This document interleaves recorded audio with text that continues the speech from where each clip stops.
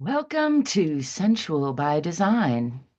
I'm Angel Lily, also known as ZGALA, the Art Angel.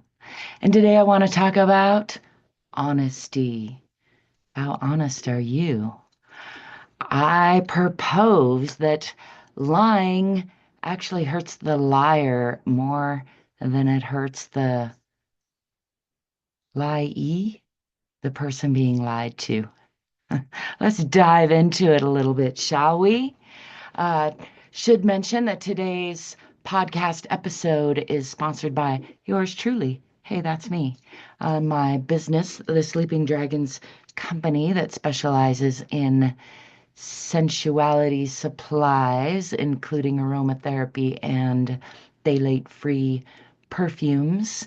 You can find those over at sleepingdragonsco.com in our Etsy store.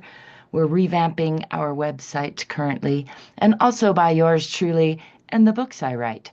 The most current up and coming called The Shift. Own Your Emotions, Own Your Life. That said, let's get into honesty.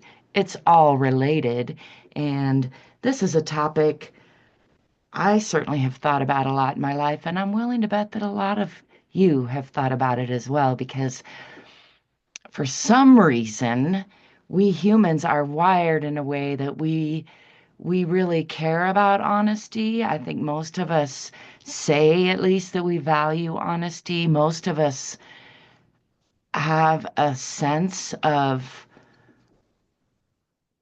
how disruptive dishonesty is in a life. A lot of us, including myself, have learned this the hard way, as they say, or perhaps many, many hard ways, as the case may be.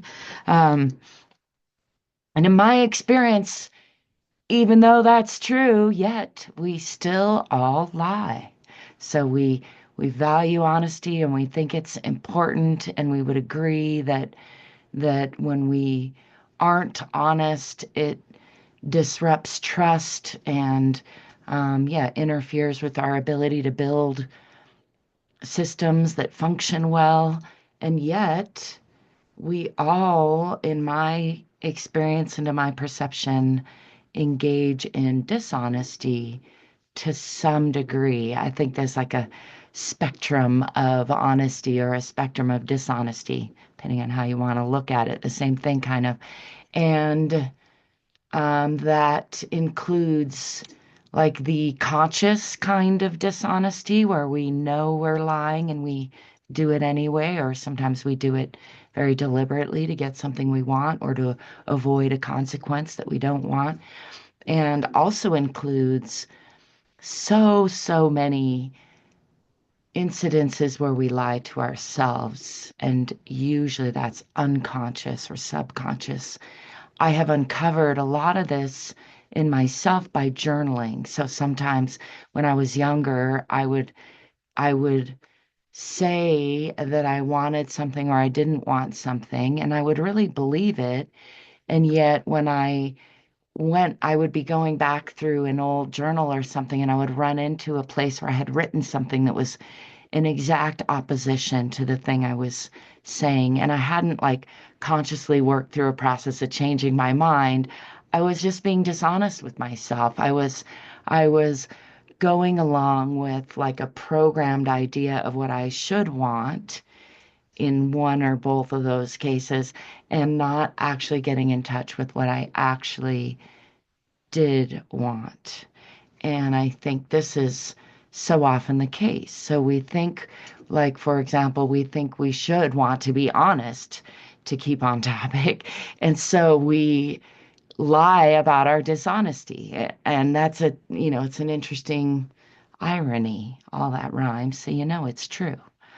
Um, yeah, I think overarchingly what I'm trying to get at is I think we humans have a very interesting relationship with honesty, and I'm a human as far as I know. So I also have a very interesting relationship with honesty that comes up for me.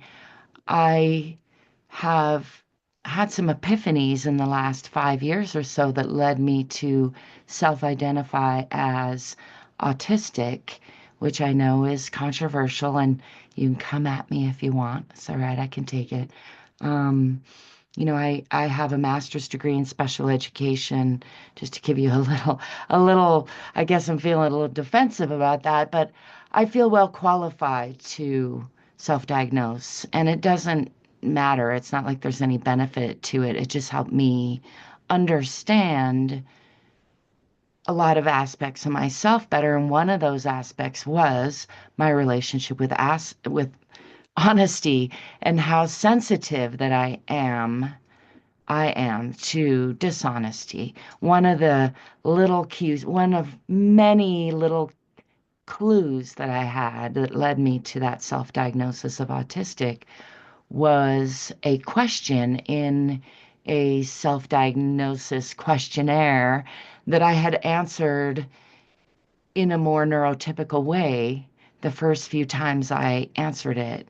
And then at some point, I had this shift internally, and I realized that I was like what they call masking, and I was giving the answer that I believed was correct from the framework of what people expect me to say, and not actually getting in touch with what was going on in my internal dialogue with regards to the question. And I know that's complicated.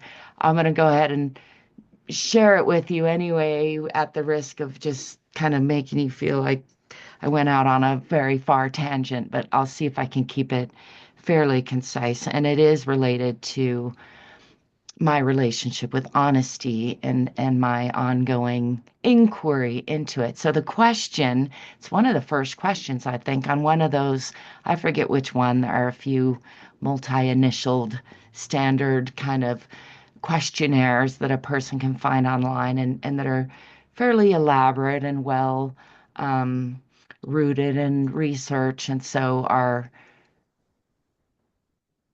by many people considered to be fairly, what's the word I'm looking for? Um, Not well qualified, but anyway, it doesn't even matter at that point of it. But the question is, so I guess one point that is relevant is this is one of those sliding scale questionnaires where you're going to answer everything on a 1 to 5 scale, one being strongly disagree, the middle being neutral, and five being strongly agree. So right off the bat, I really have a hard time with this kind of scale because I live in a world of much more nuances usually, except for a few things where I feel very clear or, strongly about like that. But more often than not, I have a really hard time with these types of questionnaires. And the question on that sliding scale is, I always take things literally. And whenever I used to answer it, I would think through that question. I think, no, I don't always answer things. I don't always take things literally. I usually consider all the different nuanced potential meanings and try to choose the correct one given the context. And it took me a lot of times, a lot of iterations through that question to realize that I was taking that very question very literally, in such a way that it was hanging me up. Like I was spending so much extra time on that, just on that little simple question. And here I am still spending more time on it. And to me, that's an example of many, among many, many examples of the potentially disabling aspect of what I recognize to be autism in myself. But it also has like everything, it has two sides. So it has a potentially, superpower aspect to it as well, from my perspective. And that is that I have a hypersensitivity to my own honesty, and I think to other people's honesty. I have an ability to really get a sense of that in people. And I don't think it's magic or a sixth sense. I think it comes from pattern recognition and micro expressions. And I certainly can be wrong, have been wrong, will be wrong again. So I just want to frame it like that. I do think, though, that that part of how my mind works is through pattern recognition. And so, because I'm so diswrought by the lack of coherence between what people say they care about with regards to honesty and how people act, throughout my life, I've done a lot of like over analyzing. And when I say over analyzing, I mean super hyper extra, extra, extra over analyzing honesty. How's that for a branch, a tangent? We'll leave that part of that there right now, and come back around to my little notes over here in front of me and say another aspect of this spectrumy world that I live in, with regards to lying and honesty, that I've contemplated a lot, and especially in the last like 15, 20 years, is how much my experience, that negative feeling that I get when I feel someone has been deceptive toward me, or when I'm trying to be like intentionally being deceptive towards someone else. And I'm slowly learning that I do feel incoherence in my body, even if I'm unaware of my deceptiveness to myself and others.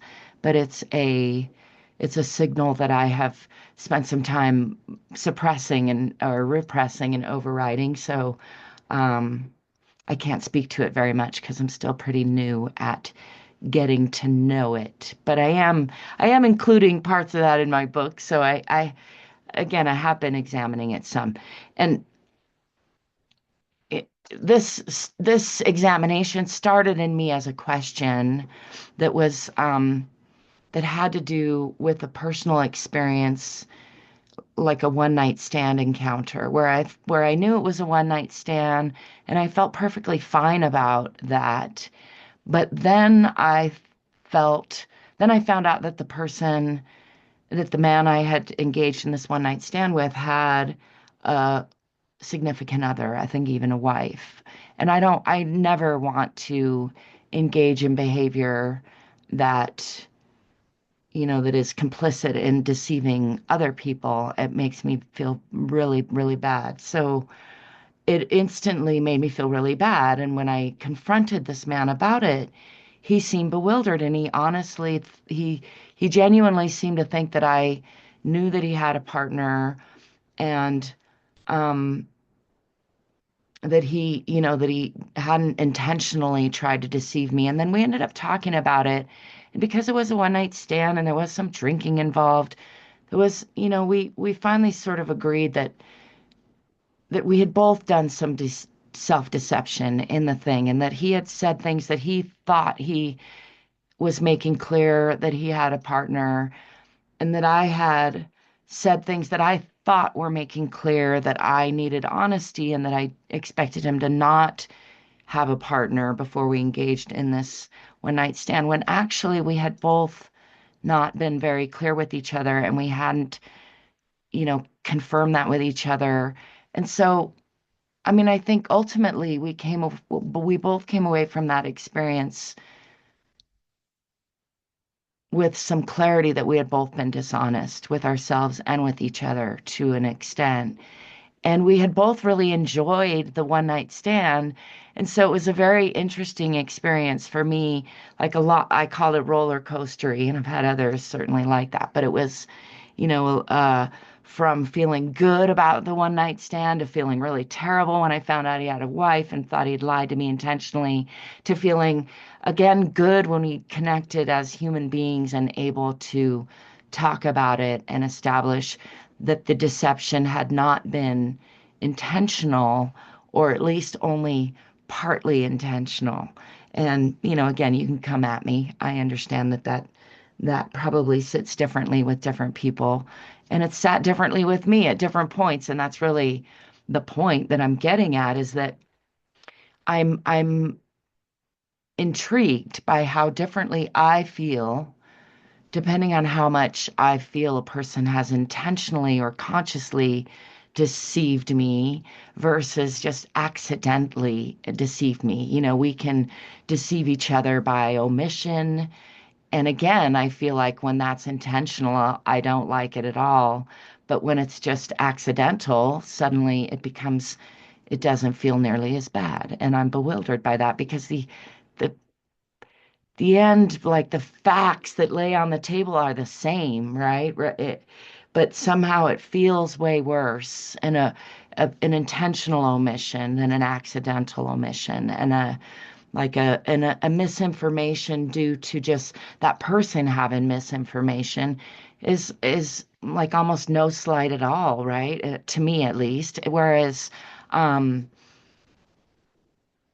again, yeah, it's about intention. But here's an interesting twist to the whole thing that's come up for me lately is that my mother is starting to lose some of her cognitive capacity, and so her memory is notably less and less good, and mine is as well. And I think to some degree, just societally, we're all more and more dysregulated and distracted and like poisoned with this toxic soup that we're living in and ingesting so much of the time. So I think there's a high degree of lack of memory. And so I've had to deal with like it doesn't make sense to feel offended by somebody's um what could be perceived as lack of honesty or integrity, but actually comes down to like dementia and lack of memory. So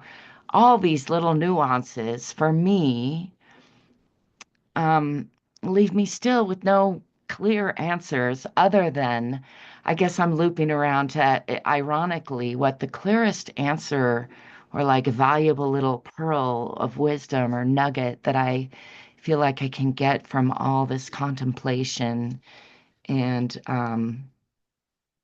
yeah, examination of honesty and dishonesty and my own feelings is that we actually do have this internal navigation system that is that even though there are all these shades and nuances, and I think it doesn't help to so like it can help to discern if a person is honest or dishonest generally or what the truth actually is in any given situation for sure. I'm very much a truth seeker myself, but and also to hold others accountable to being honest and to feel offended by their lack of honesty or integrity, I think is a losing game because there are just so many reasons why that can happen and we don't have control over that. And a lot of times it's not intentional, and so it's even extra reason of like why it's so silly. But really, when you put that equation all together, I start to see how silly it is to punish my own body because it's toxic in my body. So when I feel offended and wounded by somebody's dishonesty, I'm hurting myself, and I don't have control over that so much as I have control over my own integrity, my own honesty with myself and others. And I guess this is again the real pearl, the real nugget that I want to get to in this talk and that I'm largely getting into in my book, The Shift, which is, as I mentioned, about owning our emotions and owning our life.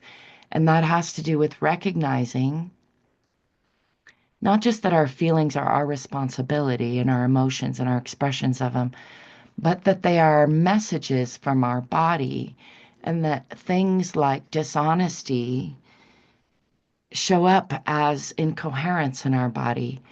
And even if we're not aware of them, they're creating that turbulence, that incoherence in the body, which actually results in pain and dysfunction and disease in our body and in our relationships. It manifests in like explosions on the road and road rage and in, weird micro expressions on our face that we're not even aware are happening in our relationships because we have harbored little resentments or big resentments that we haven't been honest about. And I am certainly not an expert, so I'm not trying to say like I got this all figured out or mastered by any stretch of the imagination. But I have done a lot of work on it, and I am actually proud and happy and confident to be able to say that I've untangled a good deal of this in myself, enough to really have a clearer understanding that a lot of the disease and chronic pain and inflammation that's been in my own body comes from the repression of those thoughts that would help me be more honest with myself and others in my life and in my interactions. I'd love to know if you can resonate, if that resonates with you, or if you have any thoughts, any expanding or contracting, uh, clarifying thoughts about this train of thought that I'm having and sharing with you, because I think, I've been working for a little over a year with large language models, as people like to call it AI, although I pinky finger asterisk have some problems with that terminology more and more lately. But in any case, a lot of what we do is fact checking and, um, trying to make sure that these language models that people are looking to, um, like Gemini and ChatGPT, are not lying to people.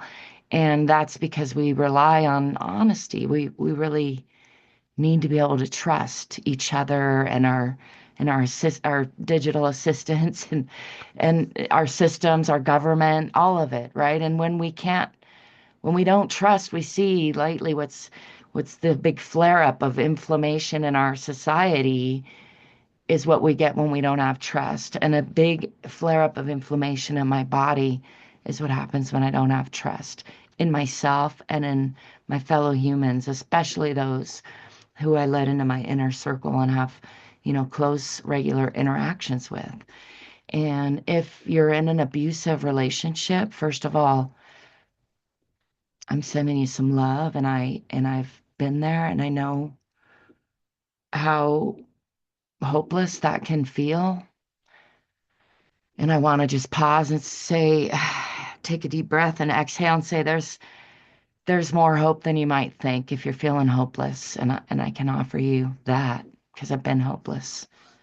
Um, but if you're in an abusive relationship, you can start to normalize that chaotic push and pull of honesty and dishonesty, that so much that feeling that's in the body where things aren't right, where things aren't honest, is so prevalent. It's just this general call, people, like a lot of our society is on pills for general anxiety or looking for various means of helping to say, subside that or heal that. And I believe more and more that comes from this ongoing dishonesty that so many of us are more and more engaging in, and that our network programming is really profiteering from, and so is being given incentive to keep submerging us or bombarding us with, or, I mean, to be fair, we're all complicit in wanting to check out and not deal with that feeling. And again, that's why I'm writing this book, The Shift, and it's really close to being finished. I'm really hoping to um, have that buy now button down in the description below any minute now, so you can check for that. If it's not there, you can sign up to be one of my beta readers, or just to be on my email list. And I appreciate it if you do any and all of that, and or none of that, and or if you want to leave me a comment somewhere somehow, I appreciate all of that.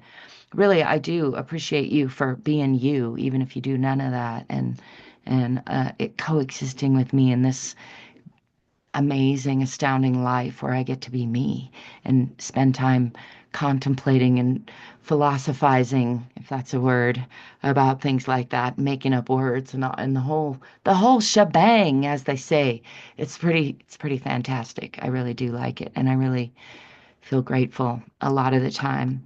Um, Yeah, so I think my conclusion in this ramble and, in the notes that I took earlier and really in my book overarchingly that I've been working on for 4 freaking years now is that lying hurts the liar more than it hurts the person that's being lied to, even. Or maybe not more, but as much as. And really, I believe on some level, we're all one. Everything is interconnected. So when I look at it through that lens, through that perspective, it's easier to see how it's not a better than kind of thing. It's that lying hurts the liar because but again, I guess I want to make that distinction because it's not just because we're all one. And if I lie to you, I might be hurting you, but you might not ever even know I've lied to you, really. And I might not even know I've lied to me, but my body knows, and my body is having a chemical reaction when I lie. And that's the thing I'm starting to get more and more in touch with, more and more aware of. That I think a lot, I've learned a lot of that from plants and animals because nature that doesn't have all this monkey mind thinking up in here is much more in touch with that basic, plus minus, yes, no, towards or away from binary kind of truth or lie aspect that we can look at this whole existence through. I like to use that analogy of lenses, or is it I don't know, it's a tool to me of lenses and looking through different lenses, looking at things through different lenses. So to me, um, there's just one lens. There's the lens of looking at everything as one thing, and there's a lens of looking at uh, you and me as like, you know, dancing partners in a yin yang kind of dance where everything is relative and together the movement and the spin of all of it makes up the totality of everything. How's that for getting far out on you? Uh, yeah, I do. I think that when we're living unconsciously, and we are, especially when we're living unconsciously in a state that doesn't feel good. So if we're living in an unconsciously in a state that feels good, I think that's like that archetype of the fool. And really, I think that's probably pretty safe. Like if you're just loving and happy-go-lucky and day to day and maybe not even remembering, any of the trespasses of yesterday, I think that's probably one of the better ways that you could hope to be in many ways, even though I do treasure my intelligence. And so I grapple with that. I've used the phrase and heard the phrase too smart for your own good quite a bit in my life. And so, yeah, it's part of the contemplation, and again, as I spend time with my mother and she's losing cognition to various degrees, and I've spent time helping to care for a couple of other dear elderly people in my life as they've approached that transitional point that we call death, and watch them go through that decline in cognition in various ways to various degrees. And again, so you have when you're dealing with somebody like that, I think you learn, or I have learned that you have to really let go of your attachments to what's true and how, if they were honest with you or whatever, because it starts to lose meaning. It doesn't have the same meaning that it has when you trust someone is cognizant. And again, that comes back to that relative, you know, factor of intention, I think. And when we think someone is intentionally has the cognizant, when we think somebody is really being intelligent and deceiving us with lots of layers of intelligence to it, that's the most offensive thing ever, I think, to a degree. Maybe it comes around and eats its own tail at some point. For me, I can appreciate cleverness and all of that, but or a good story. But anyway, perhaps I am a bit unusual. It could be. I think some would agree with that. You can let me know what you think. Again, come at me. I'm here for it.